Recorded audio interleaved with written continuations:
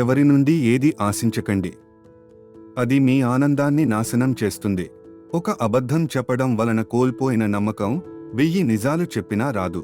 మీ వాళ్ళు అనుకునే వారిని ఏకాంతంగా నిందించండి, అందరి ముందు ప్రశంసించండి. ఇష్టం లేదని నీతో ఎవరు చెప్పరు, వాళ్ల ప్రవర్తనను బట్టి నువ్వే వాళ్లను అర్థం చేసుకోవాలి. కొన్నిసార్లు కాలం చేసిన గాయాల కంటే మనవాళ్లు చేసే గాయాలకి ఎక్కువ బాధ కలుగుతుంది. గొర్రె కసాయి వాడిని నమ్ముతుందో లేదో తెలియదు, కానీ మనిషి మాత్రం మాయ మాటలు చెప్పేవాడిని బాగా నమ్ముతుంది. సంతోషాన్ని అందరూ ఇస్తారు, కానీ బాధలు మాత్రం నీవు బాగా నమ్మిన వాళ్ళు ఇస్తారు. కొందరి మనసు అందరినీ ఇష్టపడదు. ఒకసారి ఇష్టపడితే మాత్రం ప్రాణం పోయినా మరువదు. ఎవరిని ఎక్కడ ఉంచాలో అక్కడే ఉంచాలి, ఎందుకంటే ఎక్కువ విలువ ఇస్తే చివరికి నీకు విలువ లేకుండా చేస్తారు. ఎవరికైనా వయసుకు మించిన బాధ్యతలు భుజాల మీద ఉన్నప్పుడు వారి మనసు ఎంతటి బరువునైనా మౌనంగానే మోస్తుంది. మనవి అనుకున్నంత వరకే ఈ బంధాలైనా అనుబంధాలైనా. మన మనసు విరిగి ఒక్కసారి వద్దనుకుంటే నువ్వెవరో నేనెవరో. దొరికిన దానితో సంతృప్తి పడేవారు ఎప్పటికీ చెడిపోరు, ఎంత దొరికినా అసంతృప్తి పడేవారు ఎప్పటికీ బాగుపడరు. విషాన్ని ఎన్నిసార్లు వడబోసినప్పటికీ అది అమృతం కాలేదు. అలాగే నిన్ను అర్థం చేసుకోలేని వాళ్లకి నీ గురించి ఎంత చెప్పినా వ్యర్థమే.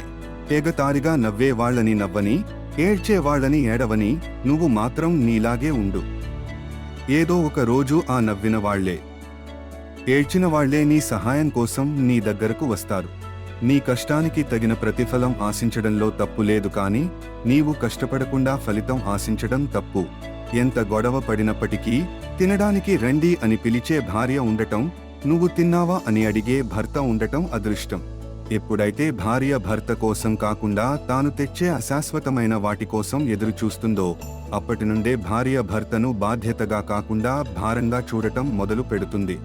నమ్మకం లేని వారితో స్నేహం, గుణం లేని వారితో బంధం మన జీవితానికి ప్రమాదం. అలాంటి వారికి దూరంగా ఉండడమే మంచిది.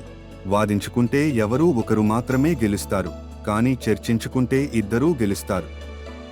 ఎందుకంటే వారి మధ్య ఉన్న బంధం గెలుస్తుంది కాబట్టి. అందరూ నీ చుట్టూ ఉండాలంటే నీ దగ్గర ఉండాల్సింది కేవలం మంచితనం కాదు, కేవలం డబ్బు ఉంటే చాలు. లేని బంధాలు, ప్రేమలు అన్నీ నీవు పిలవకపోయినా వస్తాయి.